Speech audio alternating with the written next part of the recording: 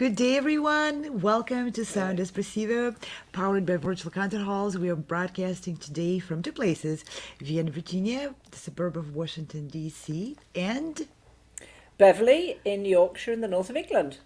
I'm Anna Uspinskaya. I'll be your co-host. And I'm Margaret Pinder, also joining you to bring this broadcast to you today with Anna. Sound Espressivo is a new generation of classical music competition. It offers contestants to perform live in broadcast from their own location anywhere in the world. Yes, and our panel of judges represents some of the top performing artists and music educators from around the globe.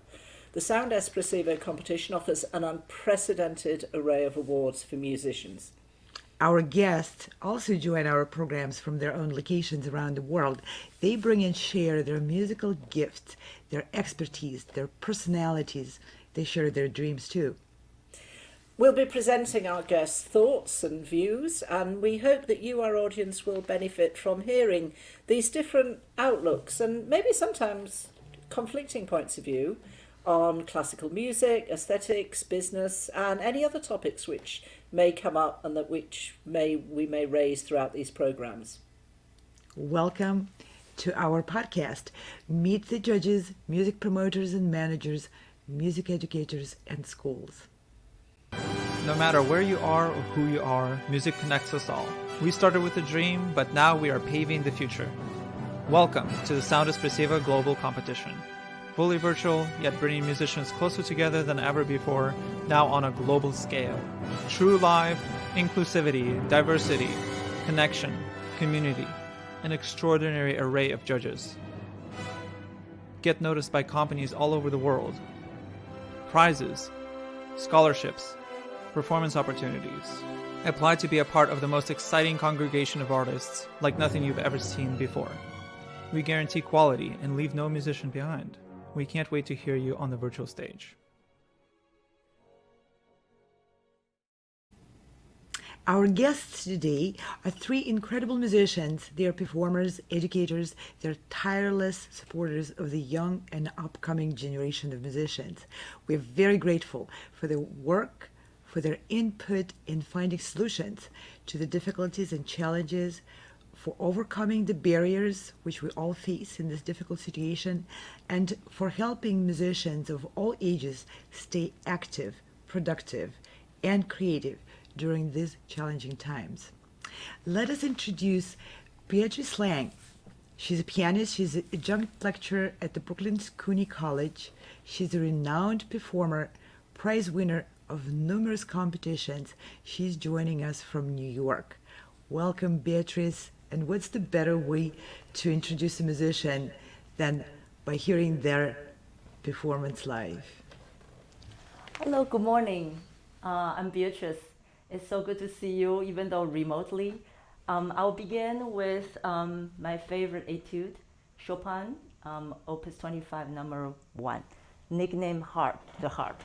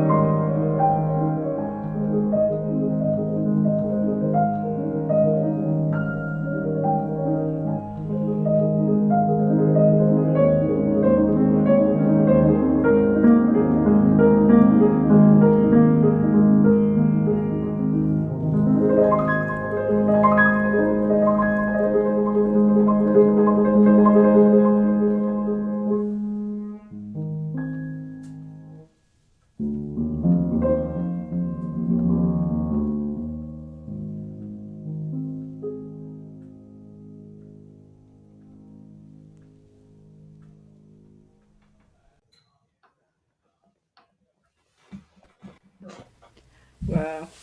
Thank you so much Thank for you this, so much, Beatrice. for brightening up the day with this beautiful, beautiful music. Thank you for reminding us why we're here for, what we're here for, what we're doing here, Yeah. what's all this about. That's Yeah, so not too bad. important. This piano hasn't been tuned just for like a year. I Since didn't even notice. it's been pretty well. I mean, this is an old Steinway 1894, and I Wow. do practice on both pianos. The other one is American, this is a European, and this one sounds better online. So, yeah. Wow. Yeah, that's a great piano for online performing. Have you done a lot of online performing lately? Few. I am, yeah, I'm doing a few, not too many. I'm not still not like this is not my most favorite medium, but it's something that keeps me going too. So I appreciate that the virtual concert hall, what you're doing for the students. That's so wonderful. Thank you. So, other than performing some online, how did you adjust to this new world of teaching performance without concert halls being open for performance? Yeah, so I think it's important to have a project because well, we get a kick out of playing for audience, live audience. But recording ourselves or playing remotely is something is a project to keep us going. And through this pandemic, there's just such a journey of learning. I learned how to use Zoom better, use how to use the, have how to teach differently so we can reach across to the students. I use an external camera so I can demonstrate, but I haven't found a good answer to be able to demonstrate both hands. So because it's external camera, I can shoot in a close up or whatever angle. I have external microphone, a speaker that I can adjust volume in case I cannot hear student that well. So, and I just found that to see student in their natural habitat is a revealing teaching experience as well. And then by uplifting them, I get uplifted because this is a really hard time for performers. And I feel like we are blessed because we have music to communicate and to express ourselves still. Yeah, that's a great outlet for people to keep from getting completely boxed in and depressed. And it's incredible to see how many people find different ways of keeping this communication going. And I mean, there's only so much available at our hands, and you're doing the most. Let's take the camera and show my hand from every angle.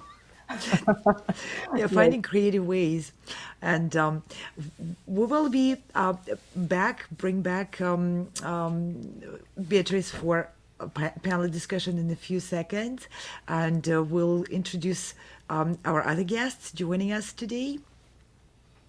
Yes, we're very much looking forward. Our other guests, we have two ladies together. So I'll introduce Dr. Olga Chichova, pianist, educator, and co-founder of the Canada Academy of Music and Arts. And you're in Ontario, I believed. Is that correct? That's where you're based, Mrs. Olga, in Ontario, Yeah. in Canada. Yes. So welcome. Thank you. Yeah. So you are joining us right now from Ontario, Canada, right? Yeah. We in Wonderful. Canada. Hello. Yes, hello. Canada. Welcome on the program. And thank you very much for taking time and joining us today. And let me introduce also Annie Huang. And Annie is a co-founder of the Canada Academy of the Music and the Arts also. So the two ladies started the school together, which has grown into an incredibly successful teaching institution over a very short time. Would you please share a little bit about yourself, maybe about your school? And of course, our question is going to be, how did you adjust your professional activities since pandemic? Yeah. So I'll introduce myself first. My name is Annie. So unlike a lot of the teachers and the school representatives, I am actually very, very new to music world. I don't have a music background. I cannot play any music instrument. I have worked 15 years in corporate strategy consulting firm and investment banking. So before, let's say 5 years ago, when my son first come to me and say, "Mommy, can I start to play piano?" My world doesn't have much to do with music. And to be honest, like at that day, I don't know later on, that decision that he go to start to study piano changed the whole childhood of his and also my daughter's, but also changed my whole life, at least for the recent 5 years. I switched my career, I fall in love with music, and as you could see now, I co-founded the school together with Dr. Olga Chichova. Now music have become the key focus of my life, and music is now everything to me. Yeah. That's a wonderful point. So a child actually brought a whole family on board into the realm of music supporters and music lovers. I want to applaud your son. That's quite an accomplishment. Thank you. Yeah, that's a great journey to take. That actually happened with the youth orchestra I played in, and my parents, who were not playing that, I mean, they love music. They actually ended up running the youth orchestra because my brother and I were involved. So, yeah, it's amazing what how that route can actually bring people to music. So, Dr. Chichova, I was looking at you've got what you call a talent development agency, which I thought was quite an intriguing title for one of the programs, and I was wondering how you're finding working with your students right now. With obviously you're having to do a lot of your work online through Zoom and remotely, and I'm wondering how you're finding that. We're talking to some of the other teachers. We were actually quite impressed that a lot of them were finding quite a lot of positives, which I think we were encouraged by, and I just wondered what your experience had been. I can say at the beginning, when it happens in March, it was disaster, to be true. I even cried after each lesson, and I remember that I yell every time because I think my students don't hear me. And at the end of the day, it was I work the whole month or whole year one.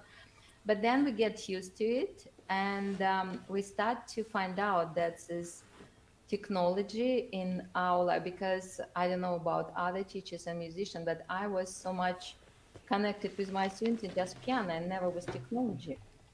And I married with husband. My husband is actually a computer guy, and I never even thought that someday I will be connected with computer as well, not just in life. And now I can tell you that I can already use a computer, I can use Zoom, I can use any devices, I can use, it's so many new words for me. It's like I study musical language new.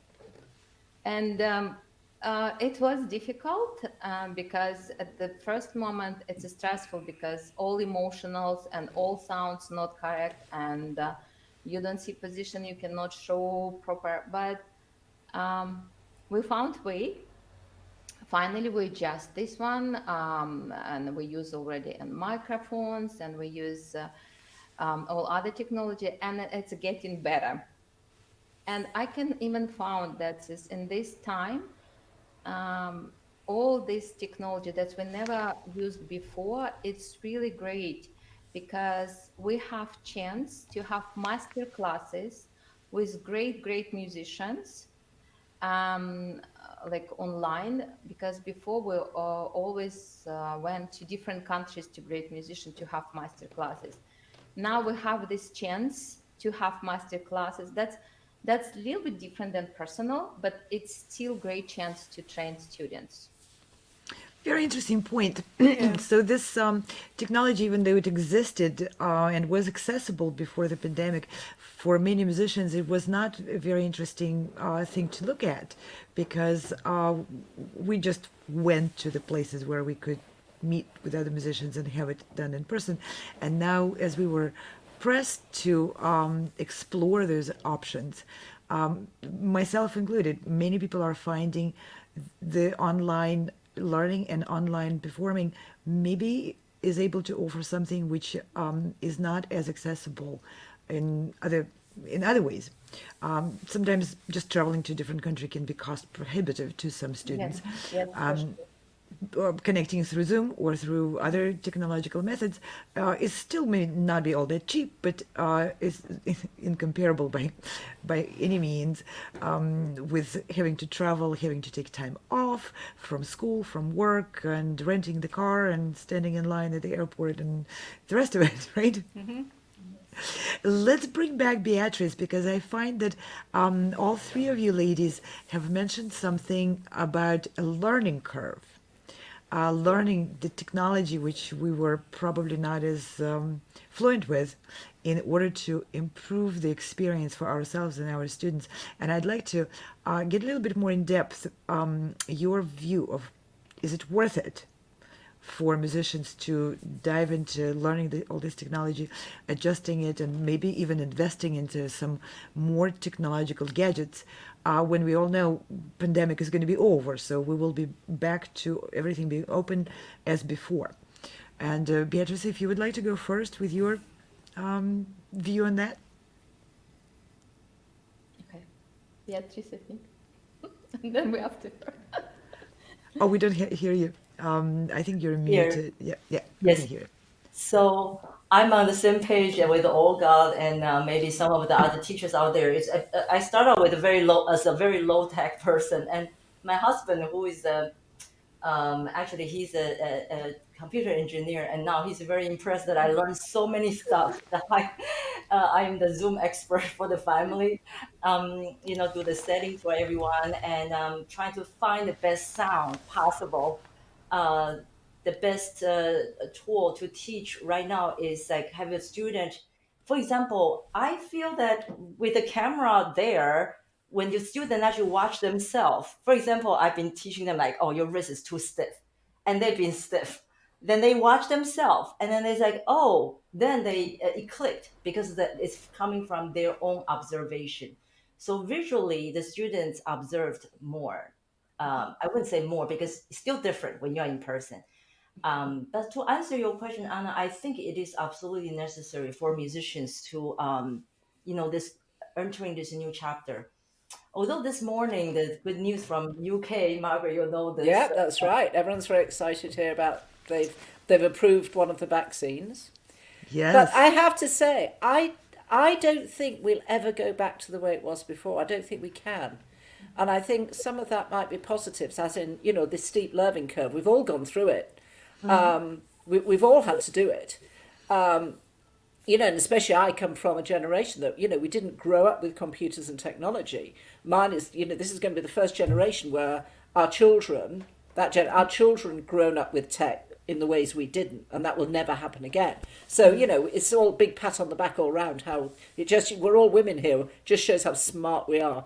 But then we can even get on those platforms, right? Yeah, and adaptable, but also flexible. There's one thing, we are flexible, we are adaptable, and I think as musicians we are as well. And I do think that I just wonder what your view is. If we go to the ladies in Canada, as to whether in fact whether we will go back to the way it was before entirely, and whether we would want to anyway. Whether in fact we've expanded our repertoire in a way.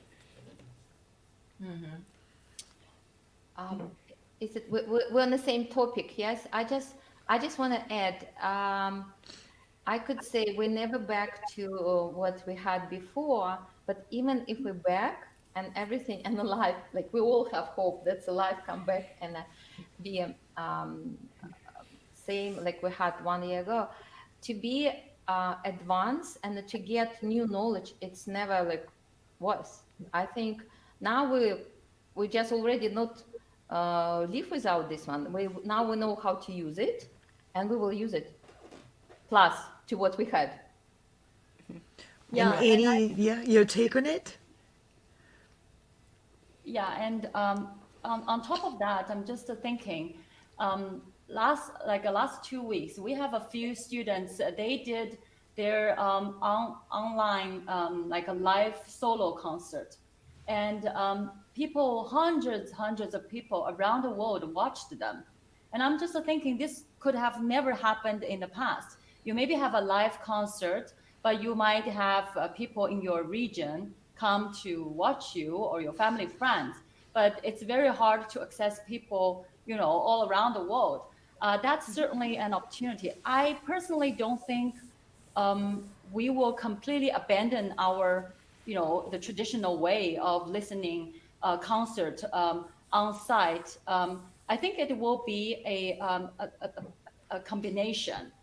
We will still go to some concerts in the region that we access. If it's like locally happen in Ontario, and for sure I will still go. But this just offered a extra opportunity of those concerts. For example, I would never get to go because I just simply cannot travel around the world and go to all the concerts or shows that I would love to go. But now, and in the past, I think musicians, they're busy with producing their music and all that. So it's almost hard for everybody to imagine this new life. And then now this become this opportunity. And I know so many musicians in different generations, they all start to be able to use the technology to enter into a new chapter. And I remember I worked in many like a music organization in Canada as a volunteer, and a lot of like musicians, they're in their 80s, and they're now even using the technology. We do Zoom meeting with each other, and it's incredible, incredible progress. I'm sure when we back to the normal life, our life is back to normal, but the musician's life, it just add on so much more opportunity. So yeah, I don't think it will be completely the same way as in the past, but it also not going to be the way that we are here today. I think it's going to be just a great. We have both. That's a great optimistic approach. I completely share your view, Annie, Yeah. and I just can't say stress more.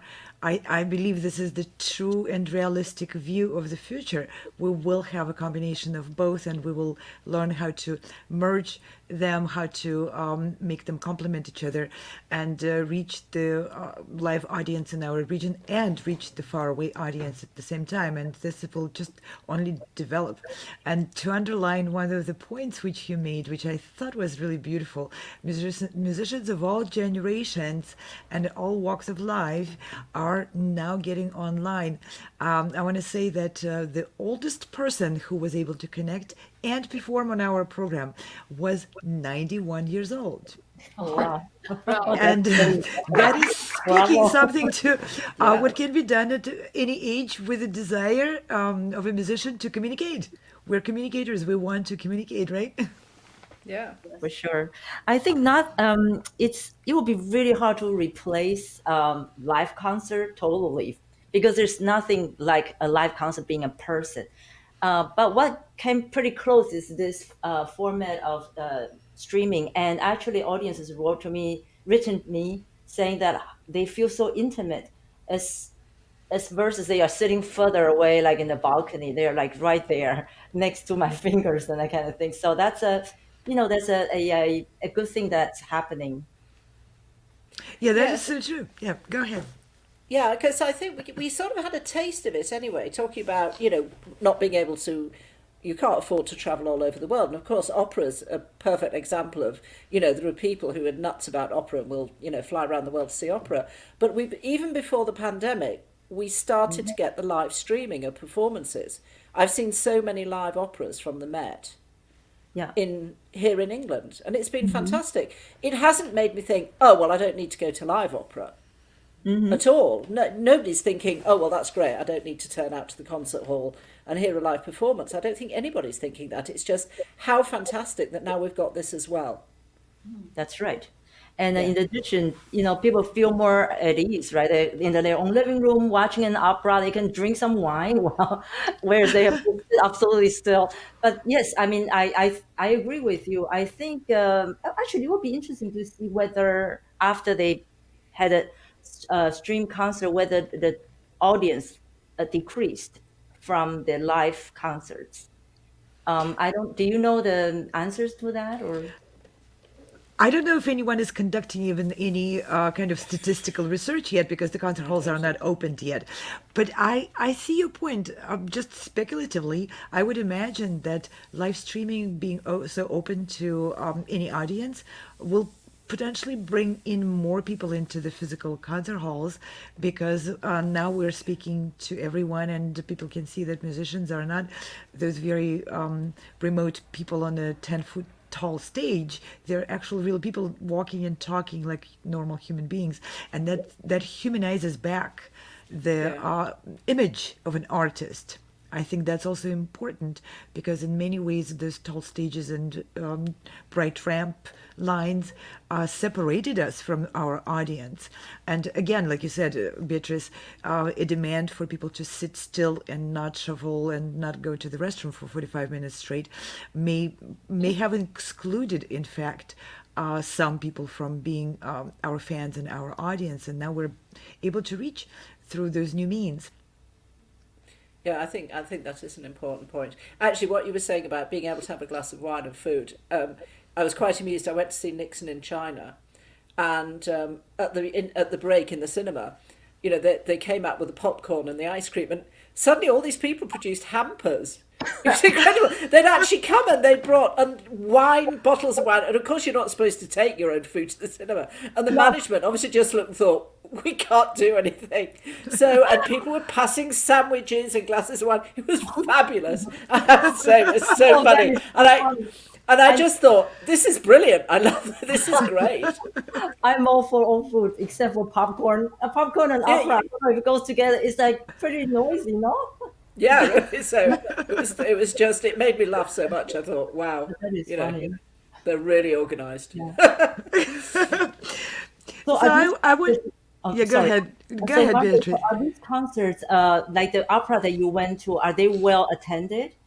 The live streaming from the Met, for example? Yes, they are. Yes, they are. I mean, it tends to, obviously a Nixon in China was not a full house because that, people are still, I mean, classical music is still one of the more conservative art forms. It's a bit like trying to turn a tank around. Art, theatre, plastic arts, they're all, very avant-garde. But classical people can be a bit more traditional. But generally, if you've got something like La Bohème from the Royal Opera House, you have to get your tickets early because it will sell out. It will sell out. So yeah, they're very, very well attended. And of course, we do live theatre from the National Theatre, which has been absolutely fantastic as well. Yeah, sometimes it's the minute if it's going on sale, you have to be online quickly because, catch it while it's there. Yeah, which is really good. I mean, that's encouraging as well. Yeah, so the virtual stages and virtual approach to performing hopefully will have a benefit to the physical concert halls, bringing people into those concert halls just because they happen to watch one of the live stream concerts, maybe even our program with the beautiful Beatrice opening of the program. And maybe people went, maybe I'll go to a concert next time for the first time in my life when the concert halls open. I'm not dreaming. I believe that is quite possible. Now, I wanted to ask the next question. You all have students who entered the competition, and congratulations. Your students are in the semifinals of the competition, which are going to be happening done later this week. And I just want to ask you as teachers, how did you help prepare your students for this very new format of live broadcast competition? I think I will start first, yes? Please. Thank you, Beatrice.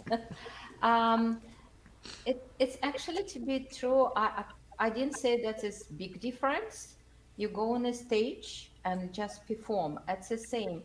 But I could tell for like many months, we didn't have any chance to perform, like start from March. And now when they perform like this live stream, they still feel that it's not just recording, because we know what does mean recording. It's absolutely different process, but they still feel this audience and they perform like for real audience, not just like recording. And that's really great opportunity, I can tell, because many kids who didn't have chance to perform like recently up to September or something like this, they can just lose even motivation and interest to practice because they have to perform. That's why they're studying. And that's a great chance to be true. But do you feel you had to convince them that this is a real performance, or that was a natural response No, of them wanting to treat it as a real live performance? no, I don't have to convince them. No, they feel that is like real performance, and they feel the same responsibilities and the same passion and the same attitude, like you perform on a real stage in front of real listeners, like I mean, who's here in the hall. Yeah, I can say a few words also not as the school representative, but also as a mom of a music kid. And so my kid, he did okay. So this year, unfortunately, he got a lot of competitions and concerts get canceled. And one day, I even shoot a video of him have that really sad looking and just being absolutely desperate because all those important events of the year was not there anymore. And then we followed with a lot of recordings, for the regular virtual competitions. Then we come to this one where it's live, and I see the huge difference on him when he is prepared. That it's the excitement it makes it different, because you feel, oh, someone is going to be on the other side, watching him. That's like, of course, I'm sure this is different than the live one, but for sure, this add a lot of, it means just so much in this pandemic. This is like the opportunity that those young performers wants to treasure. So yeah, so I think it's great. This is great. This is wonderful. Thank you. I just want to add, they not just feel that this audience, okay, even if it's huge recital hall, can be audience like 2,000, but that's much more now world audience. I know that all my students have relatives in China, and a lot of relatives, and they have a chance to see them, and they play for their relative. They play for grandma, for grandpa, for uncle, and that is really important for them. So yeah, I assume the relatives and friends from different countries, from the students who support the students in the nomination semifinals, they are all going to be watching and rooting for them for their performances, right? Yeah. That's wonderful to feel that support. Beatrice, was it any different for your students to prepare for this competition? Or did you feel it was pretty much the same, like preparing for a regular performance? Just share with us what was the experience. We can't hear you. We can't hear you.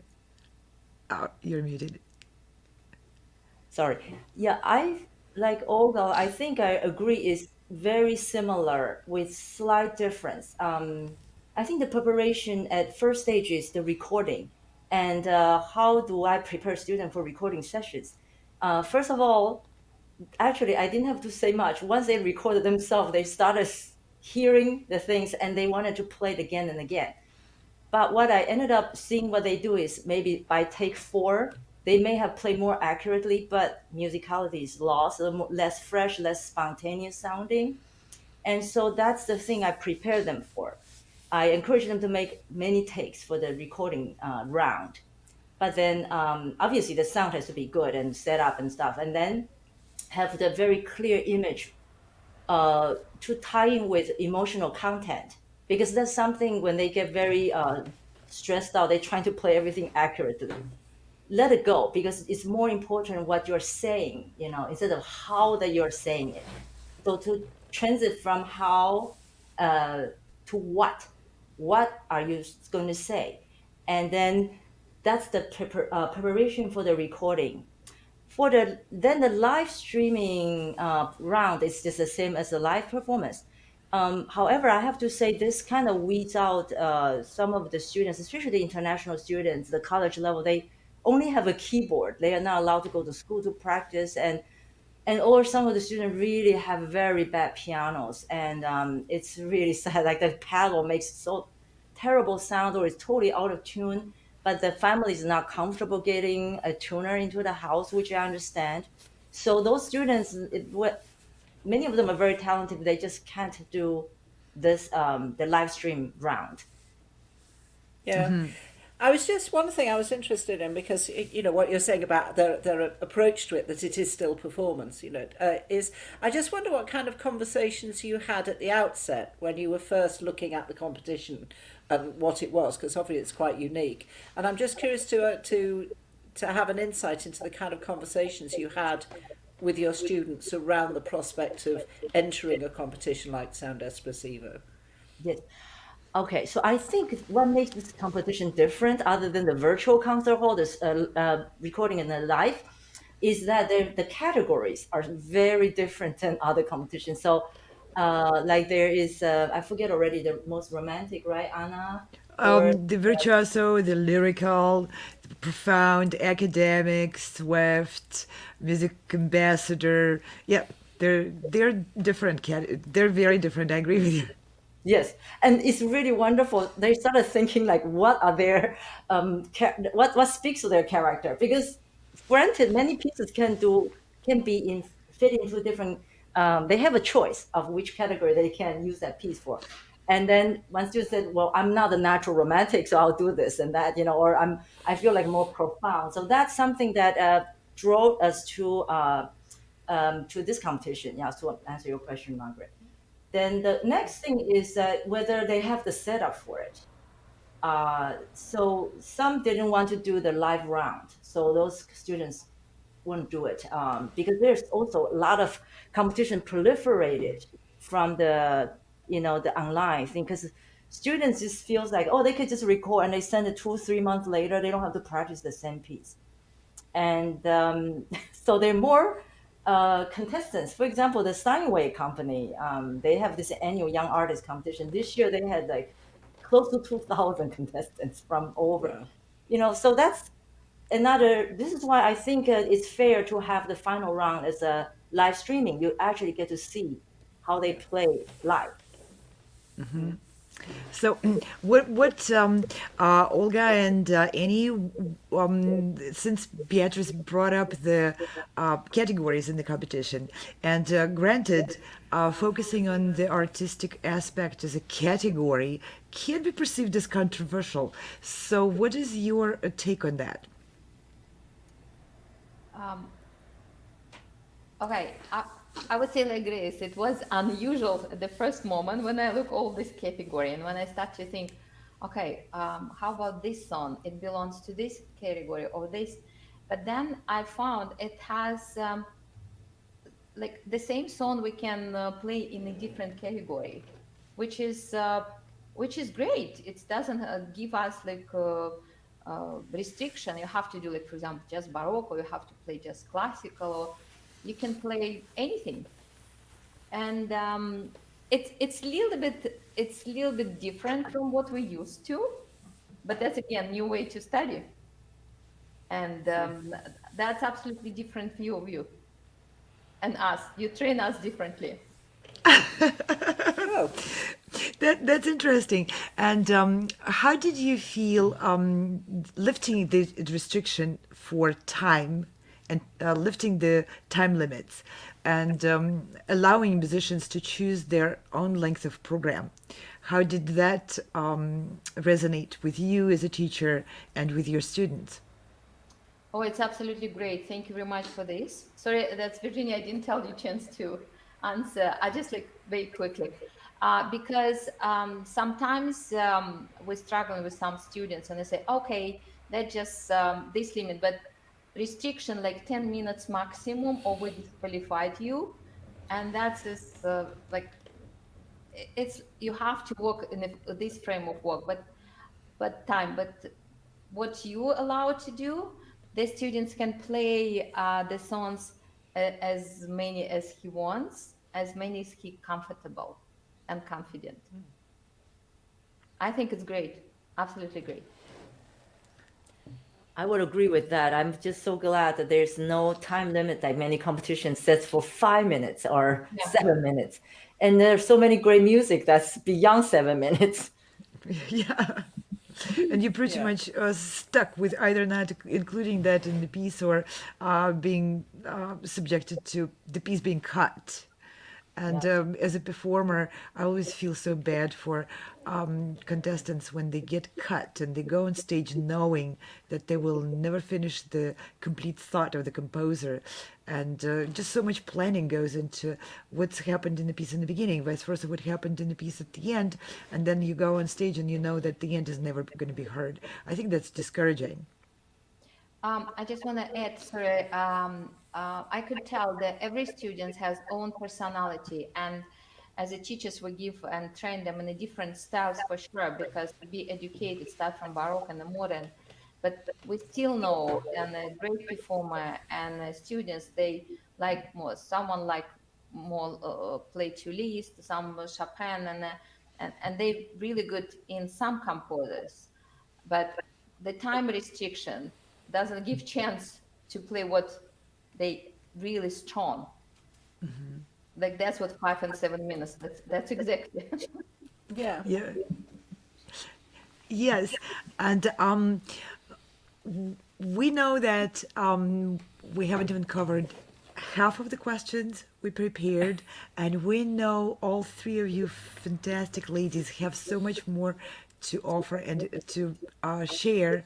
Unfortunately, I understand that our guests have time limitations, so we will have to close the program and hope to have you back again. But before we finish this program, I would like to ask you to please wrap it up with a message, whatever you would like to say to people who are watching, maybe potential future contestants or current contestants, their teachers, their supporters, and other people in the music community who are working hard right now to find better ways for the future. So if you would like to please, I would like to ask you to please share a short concluding message to everyone.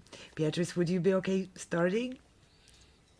Sure. I'm just still thinking one message. I think there are many, but I will just say that for this audience and family members and friends, try to be supportive of the young artist, the striving young artist, because this is a very tough time for young people.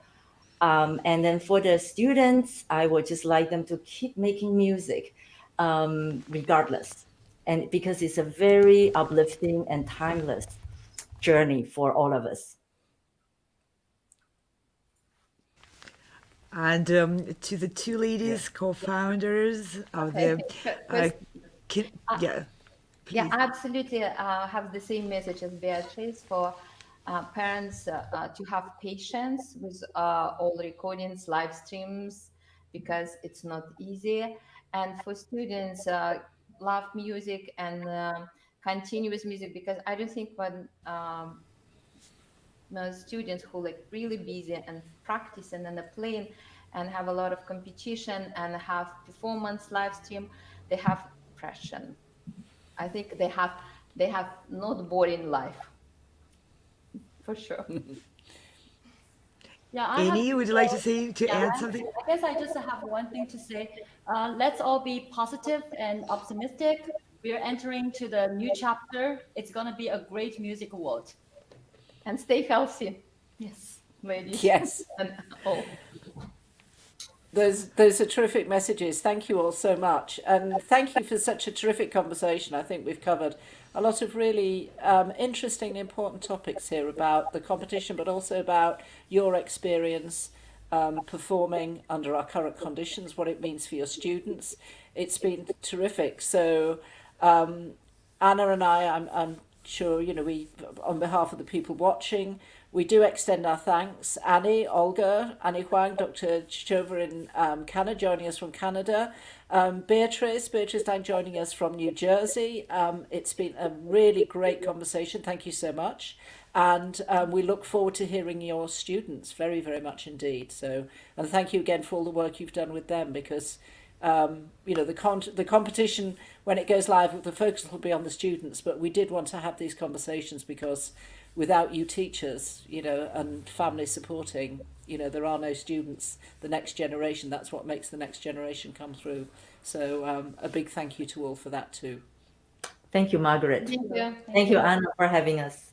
Thank you. Thank you all. Thank you. And we'll be back again with the next program. Thank you, our team, people Yeah. behind the scenes who make these programs possible. And thank you, our viewers. We hope you stay with us. We will be back with more and more interesting. And we're looking forward to, Margaret, is it Friday we're starting the nomination rounds?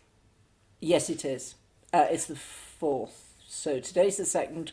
Tomorrow we have more conversations with some more wonderful teachers, and then the nomination rounds start and run over the weekend. So those are going to be some really long sessions. We're going to be having thermoses of coffee around our feet to keep ourselves awake and keep us going through that. But it's really exciting to think that we're actually going to start hearing these wonderful students playing for us. Fantastic. Yes, and we prepared a lot of surprises for our viewers and a lot of interesting conversations also during the performances. I don't want to give out too much, but I promise you'll get to meet the contestants in ways which had not been inaccessible largely in a conventional competitions. So please stay tuned, stay with us, and keep the dates open Friday, Saturday, and Sunday, noon, 2, 4, and 6. New York time, EST. Yeah. And with that, we say goodbye. See you tomorrow again. See you, Margaret. Yes. See you. Bye. Bye, everybody. Goodbye. Bye, everyone.